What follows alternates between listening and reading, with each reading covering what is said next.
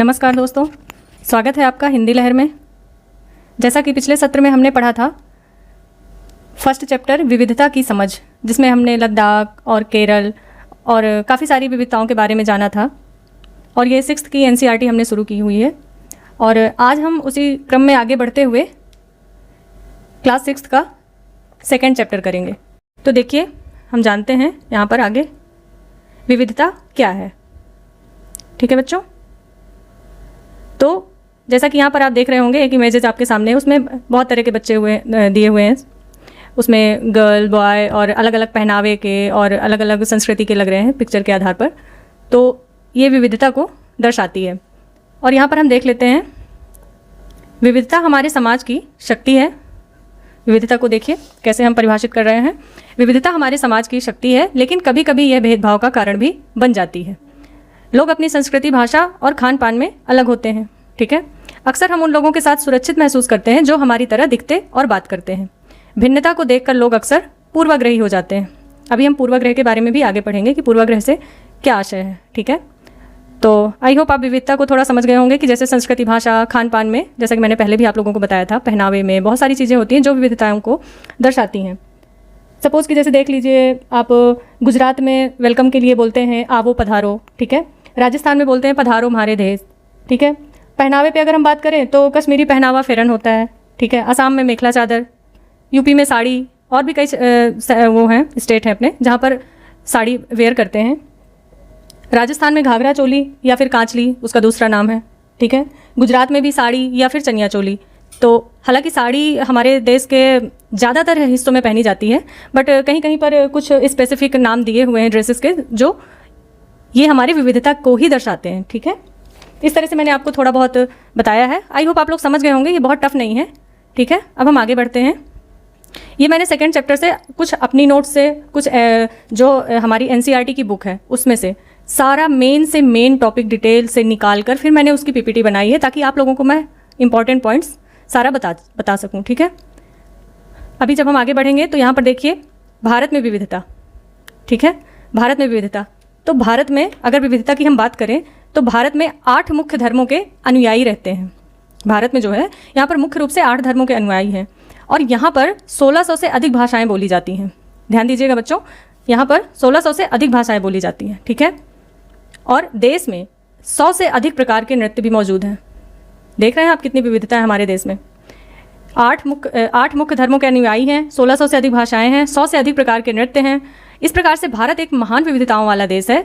हमारा भूगोल और इतिहास हमारे जीवन के हर पहलू को प्रभावित करता है।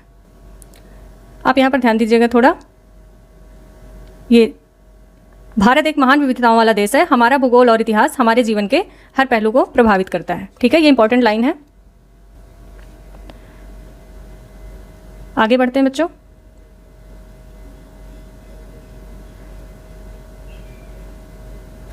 पूर्वाग्रह, जैसा कि हमने अभी स्टार्टिंग में आपको बोला था कि हम पूर्वाग्रह के बारे में भी पढ़ेंगे। ठीक है, पूर्वाग्रह, प्रीजुडिसाई। पूर्वाग्रह का अर्थ है लोगों के बारे में पहले से नकारात्मक राय बना लेना। क्या है? लोगों के बारे में पहले से नकारात्मक राय बना लेना। एग्जाम्पल के तौर पे हम देखेंगे, जैसे कि कई लोग बोल देते हैं गांव में तो अज्ञानी लोग रहते हैं, कि उनका मानना होता है कई लोगों का पूर्वाग्रह के अनुसार कि पढ़े लिखे कम होते हैं वहाँ के लोग, तो वो गांव के लोगों को अज्ञानी मानना या शहर के लोगों को आलसी मानना, कि लोगों को लगता है कि शहर के लोग आलसी होते हैं। हालांकि ये सच नहीं है, ऐसा मानना नहीं चाहिए। किसी की कोई राय मान लेने से कोई वैसा नहीं हो जाता है। बट ये पूर्वाग्रह का अर्थ समझाने के लिए यहाँ पर कुछ उदाहरण दिए गए हैं, जिनको आप ध्यान दे सकते हैं। परीक्षाओं में ये सारी चीज़ें बहुत इंपॉर्टेंट होती हैं। ठीक है, आई होप यहाँ तक क्लियर है। आगे बढ़ते हैं। रूढ़िबद्ध धारणाएं, जिस प्रकार से पूर्वाग्रह होता है उसी प्रकार से कुछ रूढ़िबद्ध धारणाएं भी होती हैं। स्टीरियोटाइप्स बोलते हैं इनको। ठीक है, इंग्लिश में हम इनको स्टीरियोटाइप्स पढ़ते हैं। तो देखते हैं, रूढ़िबद्ध धारणाओं का अर्थ है लोगों को एक ही छवि में बांध देना।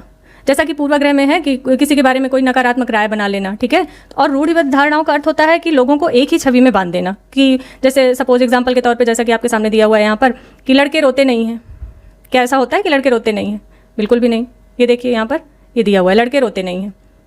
और यहाँ पर दूसरा है, लड़कियाँ पायलट नहीं बन सकती। ये देखिए, तो ये क्या है? ये बच्चों रूढ़िबद्ध धारणा है, जो कि हमने ऐसा मान लिया है, सोच लिया है, और उसको हम किसी एक, जैसे लड़के के लिए तो सभी लड़कों के लिए हमने ऐसा मान लिया, या किसी लड़की के लिए तो सभी लड़कियों के लिए वही राय बना लेना, वैसा ही सोच लेना, उसी छवि में उन सभी को बांध देना। तो ये होती है रूढ़िबद्ध धारणा। हालांकि ये सच नहीं है। लड़के रोते नहीं, लड़के रोते हैं ऑब्वियसली, क्यों नहीं रोते लड़के? लड़कियां पायलट नहीं बन सकती, क्यों नहीं बन सकती? हर क्षेत्र में लड़कियां अपना नाम कर रही हैं, ठीक है। यह धारणाएं हमें व्यक्ति की अनोखी क्षमताओं को देखने से रोकती हैं। जैसे हम इन धारणाओं को जो लोग अपनाते हैं या ऐसा कुछ जो लोग थिंकिंग रखते भी हैं, हालांकि ये चीज़ें खत्म हो रही हैं धीरे धीरे, बहुत इन चीज़ों का प्रभाव मतलब कम हो रहा है, बट फिर भी अगर ऐसी सोच हम रखते हैं तो इससे क्या होता है कि हम किसी इंसान के अंदर जो अच्छाई है उसे हम नहीं देख पाते, उसे हम मिस कर देते हैं। तो ये भी सही चीज़ नहीं है। आइए आगे बढ़ते हैं। जैसा कि आप स्क्रीन पर देख रहे होंगे, doctor Bhimrao Ambedkar. Doctor Bhimrao Ambedkar picture भी बनी हुई है, देख लीजिए। मैंने थोड़ा पीपीटी एक्चुअली मैंने फर्स्ट टाइम बनाया है, बट आप लोग बताइएगा कैसा लगा। अगर आप लोग कहेंगे तो मैं एनसीईआरटी से डिटेल में पहले की तरह नोटबुक से या वैसे भी पढ़ा दूंगी। देखिए बच्चों, हम पढ़ रहे थे डॉक्टर भीमराव अम्बेडकर के बारे में, जो कि हमारे संविधान के जनक कहे जा सकते हैं, भारतीय संविधान के पिता जनक कहे जाते हैं, एवं दलितों के ये सबसे बड़े नेता थे, ठीक है। इन्होंने दलित समुदाय के अधिकारों की लड़ाई लड़ी थी, और जो अम्बेडकर जी थे ये अपनी जाति के सबसे पहले वकील बने थे। ध्यान दीजिएगा, इनके बारे में कुछ मैं ज़रूरी बातें बता रही हूँ, ठीक है। दलितों के मंदिर में प्रवेश के लिए प्रयास किए जा रहे थे, परंतु उन्हें ऐसे धर्म की तलाश थी जो सभी को एक समान निगाह से देखे, ठीक है। उस समय दलितों को मंदिर में प्रवेश वर्जित था, तो उन्हें एक ऐसे धर्म की तलाश थी जो हर एक इंसान को, हर एक प्राणी को एक समान देखे, ना कि किसी तरह का भेदभाव करे। तो उन्होंने आगे चलकर बौद्ध धर्म को अपनाया हुआ था। ब्रिटिश शासन से जब आज़ादी पाने के लिए जो संघर्ष किया गया था, उसमें समानता के व्यवहार के लिए भी संघर्ष किया गया था, ठीक है। दलितों, औरतों, जनजातीय लोगों के खिलाफ लड़ाई लड़ी गई थी। बहुत सारे दलितों ने इकट्ठा होकर मंदिर में प्रवेश के लिए संघर्ष किया था, ठीक है। तो आगे बढ़ते हैं। तो 1947 में भारत की स्वतंत्रता के बाद संविधान निर्माताओं ने समानता को मुख्य जो है मूल्य विषय बनाया कि समानता का अधिकार तो बहुत ही जरूरी है। आगे बढ़ते हैं। समानता एवं अधिकार की बात हम करते हैं तो सबसे पहला पॉइंट है, सभी भारतीयों को समान प्रतिष्ठा और अवसर प्राप्त हो, ठीक है। छुआछूत को अपराध घोषित किया गया। सरकार को विशेष कदम उठाने का निर्देश दिया गया ताकि दलितों और पिछड़े समुदायों को न्याय मिल सके, ठीक है। भारत एक धर्मनिरपेक्ष देश है। आगे बढ़ते हैं। इस चैप्टर में बच्चों अगर हम बात करें तो मैंने काफ़ी कुछ आपको बता दिया है। ये ज़्यादा बड़ा चैप्टर है भी नहीं वैसे, इसमें बस मुख्य रूप से विविधता को थोड़ा और दर्शाया गया है, जैसा कि मैंने बताया स्टार्टिंग में आपको, और थोड़ा डॉक्टर भीमराव अम्बेडकर जी के बारे में बताया गया, और उसके बाद ये कुछ पॉइंट्स हैं जो आप देख ही रहे हैं।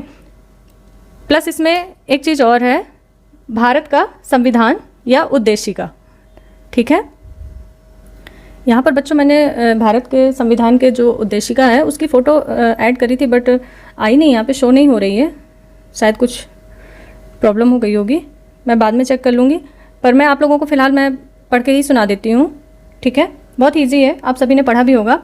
हम भारत के लोग भारत को एक संपूर्ण प्रभुत्व संपन्न समाजवादी पंथ निरपेक्ष लोकतंत्रात्मक गणराज्य बनाने के लिए तथा उसके समस्त नागरिकों को सामाजिक, आर्थिक और राजनैतिक न्याय, विचार, अभिव्यक्ति, विश्वास, धर्म और उपासना की स्वतंत्रता, प्रतिष्ठा और अवसर की समता प्राप्त कराने के लिए तथा उन सब में व्यक्ति की गरिमा और राष्ट्र की एकता और अखंडता सुनिश्चित करने वाली बंधुता बढ़ाने के लिए दृढ़ संकल्प होकर अपनी इस संविधान सभा में आज तारीख 26 नवंबर 1949 ईस्वी को एत द्वारा इस संविधान को अंगीकृत, अधिनियमित और आत्मार्पित करते हैं। जैसा कि हमारा संविधान 26 नवंबर 1949 ईस्वी को ही अधिनियमित हुआ था, तो ये हमारे संविधान की उद्देशिका है। इससे रिलेटेड बहुत सारे क्वेश्चन आ जाते हैं, तो आप लोग इसको एक बार देख लीजिएगा। मैं आपको दोबारा से पिक्स अपलोड कर दूंगी, और हाँ, आप लोग कहेंगे अगर तो मैं आपको इसकी PDF बनाकर डिस्क्रिप्शन बॉक्स में सेंड कर दूंगी। ये हमने पहले ही बता दिया था आपको, समानता अधिकार, ठीक है। और अगर हम कंक्लूजन की बात करें तो एंड में समानता एक ऐसा मूल्य है जिसके लिए हमें निरंतर संघर्ष करते रहना होगा। असमानता आज भी समाज में मौजूद है। इसे पूरी तरह खत्म करने के लिए जन आंदोलन और सरकारी प्रयासों की आवश्यकता है। हालांकि चीज़ें काफ़ी बदल रही हैं, बट फिर भी जो भी थोड़ा बहुत है इसमें हमें गवर्नमेंट की भी हेल्प चाहिए होगी, और होपफुली ये चीज़ें आगे और अच्छी हो जाएंगी। तो अगर आपको वीडियो अच्छी लगी हो तो लाइक कर दीजिएगा, सब्सक्राइब कर दीजिएगा और शेयर कर दीजिएगा। बहुत बहुत धन्यवाद आपका। आपके कोई भी प्रश्न हो तो आप कमेंट बॉक्स में कर दीजिएगा। मिलते हैं नेक्स्ट वीडियो में। Thank you so much.